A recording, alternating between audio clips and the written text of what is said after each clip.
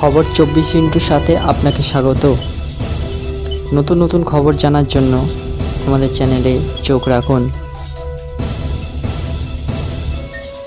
কুম্ভের ঘটনা থেকে শিক্ষা হয়নি, 1 মাস কাটতে না কাটতেই ফের পদপিষ্ট হওয়ার জোগাড়। নয়াদিল্লির রেল স্টেশনে রবিবার রাতে ভয়ঙ্কর পরিস্থিতি তৈরি হয় নয়াদিল্লির রেল স্টেশনে। একসঙ্গে বেশ কয়েকটি ট্রেন দেরিতে চলায় যাত্রীদের ব্যাপক ভিড় সৃষ্টি হয়। 1 মাস আগেই নয়াদিল্লির রেল স্টেশনে পদপিষ্ট হওয়ার যে ঘটনা ঘটেছিল, কার্যত সেই অবস্থায় তৈরি হয়।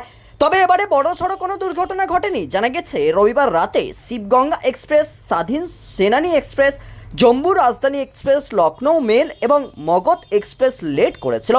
এরই কারণে নয়াদিল্লির রেলওয়ে স্টেশনের 12 এবং 13 নম্বর প্ল্যাটফর্মে বিপুল সংখ্যক যাত্রী জড়ো হয়েছিল। ট্রেন লেট থাকায় প্ল্যাটফর্মগুলিতে যাত্রীদের ব্যাপক ভিড় হয়।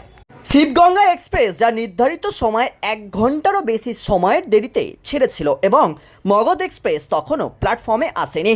স্বাধীন সেনানী এক্সপ্রেস যা ইতিমধ্যেই একটি প্ল্যাটফর্মে দাঁড়িয়েছিল, তা মানুষের ভিড় আরও বাড়িয়ে দেয়।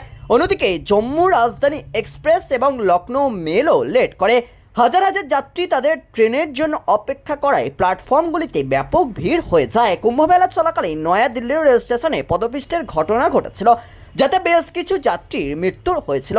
ফের ওই পরিস্থিতি তৈরি হচ্ছে দেখে দ্রুত পদপিষ্ট করা হয় এবং ভিড় নিয়ন্ত্রণে আনা হয়। অত্যাধিক ভিড় তৈরি হলেও ভিড়ের চাপে কোনো হতাহতের ঘটনা ঘটেনি। রেল মন্ত্রকের তরফে বিবৃতি জারি করা হয়েছে।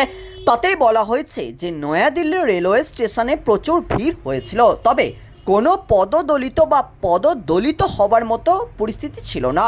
হোল্ডিং বা এলাকা থেকে অসংরক্ষিত যাত্রীদের নেওয়ার জন্য প্রোটোকল অনুসরণ করা হয়েছিল। ব্যুরো রিপোর্ট, খবর 24/7।